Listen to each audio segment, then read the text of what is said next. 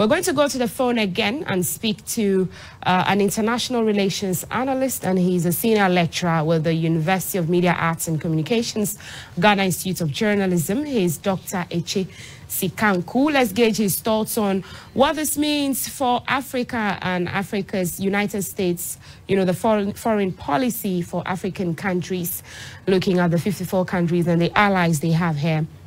Hello, Dr. Sikanku. Good evening. Welcome to Within Africa. Hello. Good afternoon. Thank you very much. Good to have you, Doc. You've been monitoring the elections keenly, and I believe have followed previous elections in the United States of America. How different is this election to you? Well, it's different in the sense of the personalities who are involved in the election. And these are personalities of contrast and character. And it's also different in terms of the issues which are on board or at stake. In terms of the personalities who are contesting, we have a very unbiased, unhinged, and restrained candidate who is a bit of a political outlier in terms of his style and his behavior, in the person of Donald Trump representing the Republican Party. On the other hand, we also have the first female African-American nominee of a major political party taking over from an incumbent president who had actually was going to run and had to step down. And this female candidate is creating a candidature on gender rights, on reproductive health and freedom. A bit more restrained and a bit more reserved in her own personal character and demeanor. So this is how different this election is for many years. And also for the first time we have a former president for the first time, a female candidate, a female African-American candidate. So that's how different it is. Right. And when we look at Africa and, you know, with all the conflicts that's been happening and how America has tried, you know, to ensure that there's peace in the continent with their allies and partners over time, how different do you think it's going to be if either Donald Trump or Kamala Harris wins? That's Donald Trump coming back again with his mass deportation, you know, sentiments that he's been saying on campaign platforms, as against Kamala Harris, who seems to be all embracing of immigration issues? I think that Donald Trump is definitely somebody who is less interested in Africa. And he's more likely to concentrate on America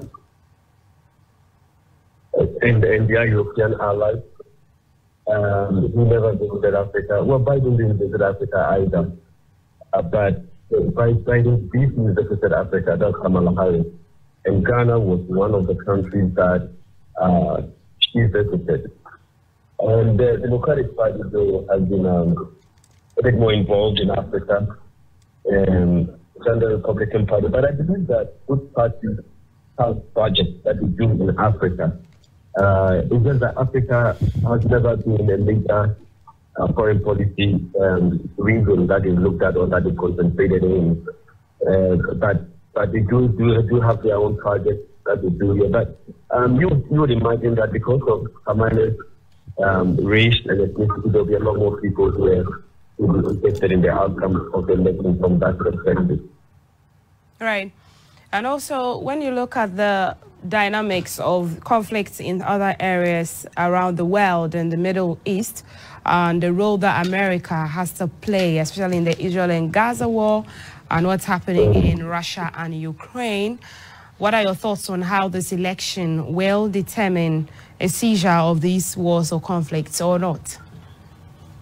So it's an important question. For instance, Donald Trump has promised to decrease funding to Ukraine.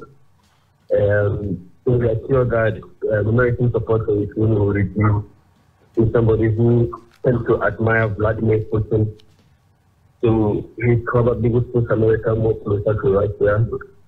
And he also believes Israel should be given the free rein to execute its agenda in the Middle East region.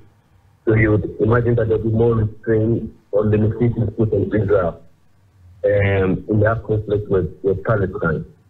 Right. But for the war in Africa, war against terrorism in Africa, for instance, we're sure that America, no matter who wins, will look to securing its bases or at least working against terrorism in important cities or important areas within the sub-region, such as Niger, the Horn of Africa region and other places.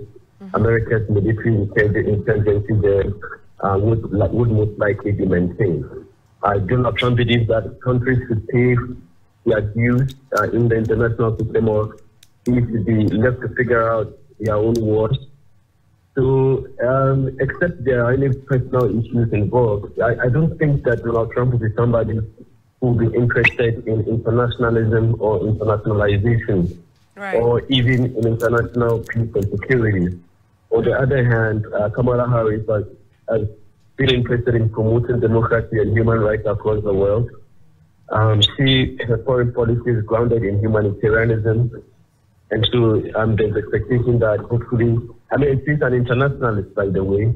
She believes in international cooperation more than Donald Trump. Right. So we are likely to see a U.S. being more involved in international conflict and international affairs if Kamala wins compared to Donald Trump. And I need to go. Right. Thank you. Thank you so much, Dr. H.A.C. Kanku, for your time and speaking to us on the USA elections. Dr. H.A.C. Kanku is an international relations person and he's a lecturer with UNIMAC GIG, that's the University of Media, Arts and Communications, Ghana Institute of Journalism. And he's engaging his thoughts covering elections past in the United States of America and this current election, what it means for U.S. and what it means for Africa as well.